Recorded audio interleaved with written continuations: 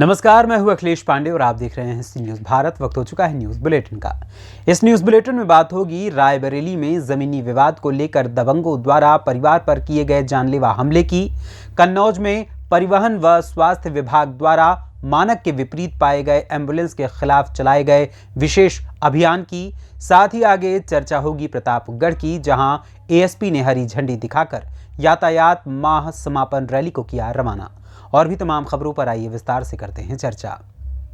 रायबरेली में जमीनी विवाद के चलते दबंगों ने धारदार हथियार से एक परिवार पर जानलेवा हमला किया है। महिला समेत 3 लोग घायल हुए हैं। पूरा मामला डलमऊ थाना क्षेत्र के अंतर्गत पूरे बिचला गांव का है, जहां संगीता का गांव के ही रहने वाले नीरज से जमीनी विवाद चल रहा था। इस विवाद के चलते दोनों में कहासुनी हो गई। देखते ही देखते कहासुनी खूनी संघर्ष में बदल गई और नीरज में अपने साथियों के साथ मिलकर धारदार हथियार से महिला पर हमला बोल दिया। महिला को बचाने गए लोगों को भी दबंगों ने नहीं बख्शा और उन पर भी हमला बोल दिया है। हमले में महिला संगीता समेत 3 लोग गंभीर रूप से घायल हो गए हैं।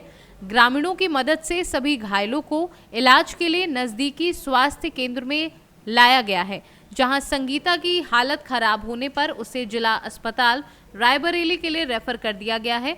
सूचना पर पहुंची पुलिस जांच में जुट गई है। हमारा नाम अनीता है। कहाँ रहती है? पूरे बिचला। थाना कौन सा है? डलमऊ। क्या हुआ है? जमीन के विवाद की लड़ाई। कितने लोग घायल हुए? काहे से हमला किया गया? घायल हुए हैं। संगीतों को जयमाल से मार दिया और बांका से।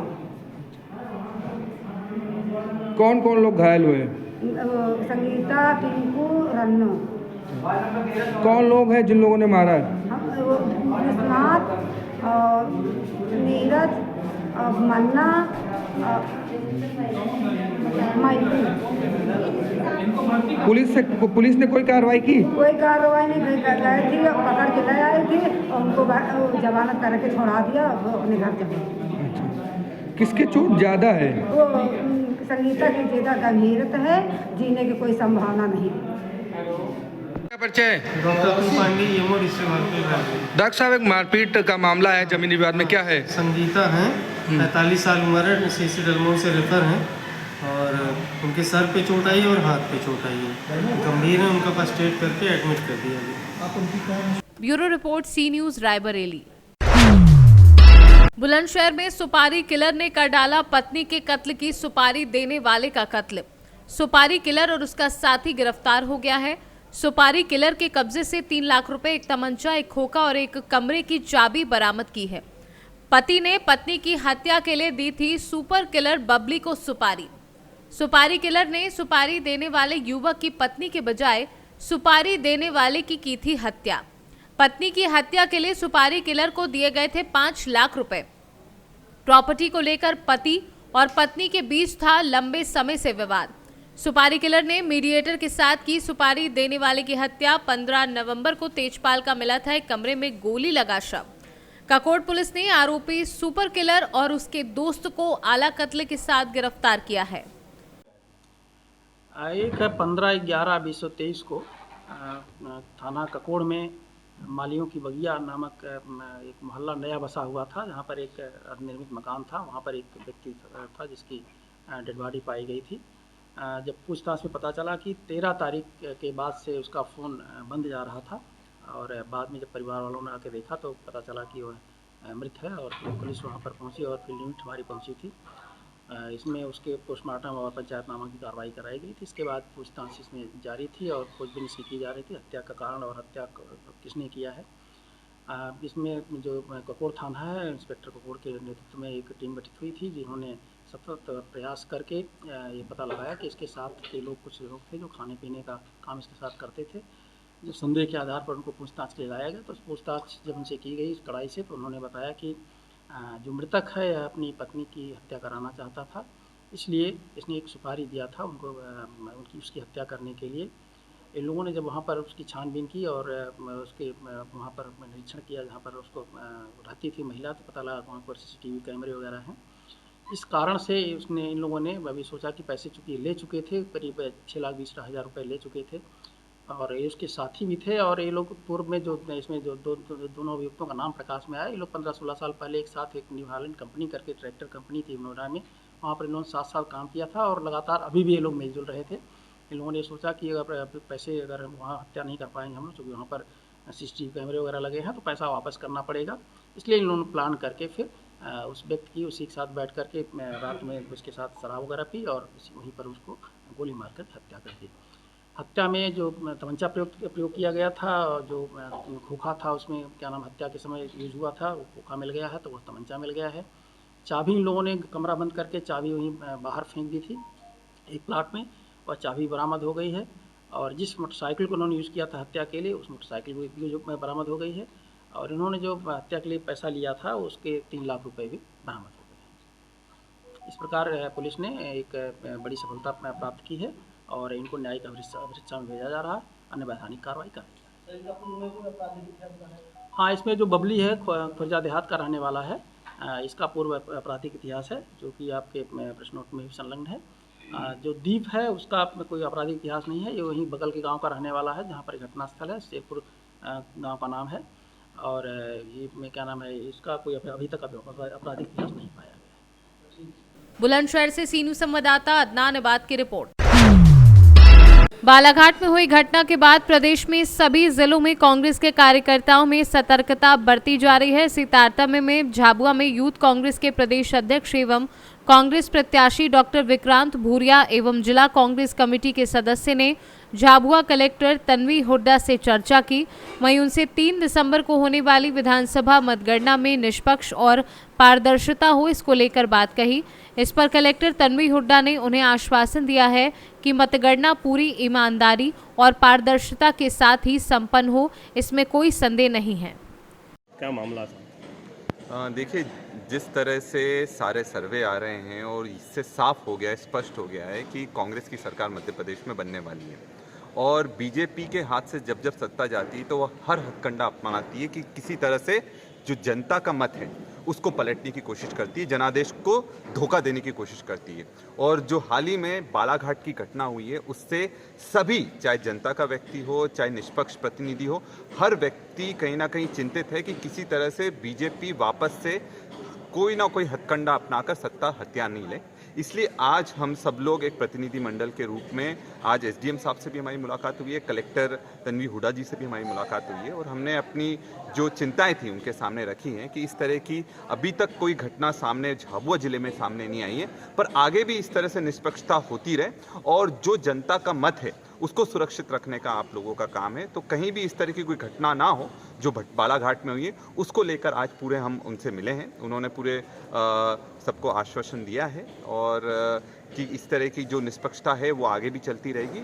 और 3 तारीख को जो हमारी चिंताएं थी कि जिस तरह से हमने भी उनसे एक निवेदन भी करा था कि कैलकुलेटर को लेकर भी अनुमति का, तो चुनाव आयोग में भोपाल में हमने दे रखा है कि एक कम से कम कैलकुलेटर और इस तरह की चीज़ों का वहाँ अंदर ले जाने का अनुमति दें।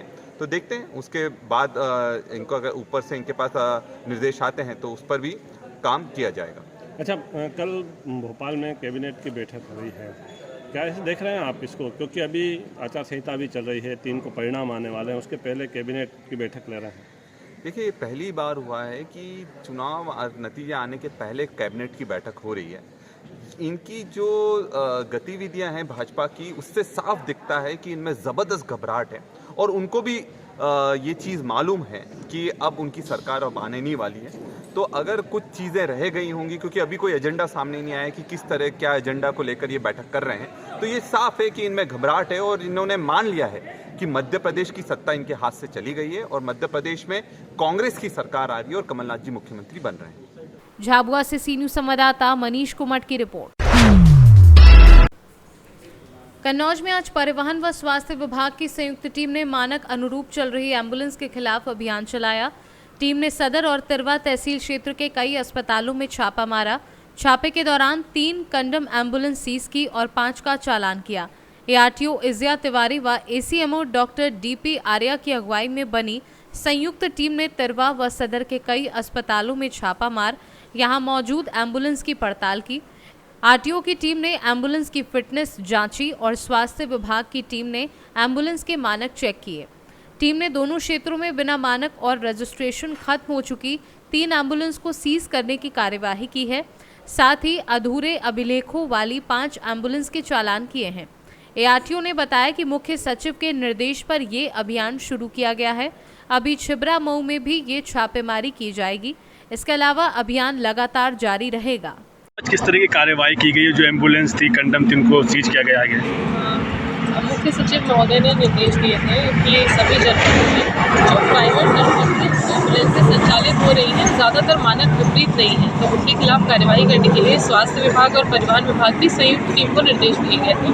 उसी के क्रम में जिलाधिकारी महोदय के निर्देशन में हमने मैं और मेरे विभाग से हमारी जो यात्री मालकर अधिकारी हैं और स्वास्थ्य विभाग से ACMO डॉक्टर DP आर्या साहब, हमने टीम बनाकर यहाँ कन्नौज और तिरवा तहसील के अलग अलग अस्पतालों के बाहर, मेडिकल कॉलेज के बाहर, जिला अस्पताल के बाहर एम्बुलेंसेस को चेक किया कि एक उनकी फिटनेस है या नहीं है, B वो मानक पूर्ण कर रही है या नहीं। A category B category ambulances हमने मानक पूर्ण के लिए। इसके क्रम में हमने 3 वाहनों को तिरवा थाने और कन्नौज डिपो में सीज किया है और उसके अलावा कुल 4-5 वाहनों के चालान भी किए हैं। अभी ये कार्रवाई हमें छिबरा मऊ तहसील में भी आगे करनी है, जो कल से परसों तक में वहाँ भी करी जाएगी। कन्नौज से सी न्यूज़ संवाददाता सीबू सैनी की रिपोर्ट। यातायात माह का हुआ समापन। एएसपी विद्यासागर मिश्रा ने हरी झंडी दिखाकर रैली को रवाना किया और यातायात माह की समाप्ति पर उन्होंने नियमों का पालन करने के लिए लोगों से अपील की और सड़क सुरक्षा के नियमों का सख्ती के साथ पालन करने के लिए अपील की। वहीं यातायात प्रभारी ब्रह्मा शंकर दुबे ने यातायात माह के समापन पर रैली के माध्यम से लोगों को जागरूक किया और लोगों से अपील की कि लोग सड़क पर चलते समय हमेशा यातायात नियमों का सख्ती से पालन करें और उन्होंने कहा कि लोगों के समय से ज़्यादा ज़रूरी उनका जीवन है।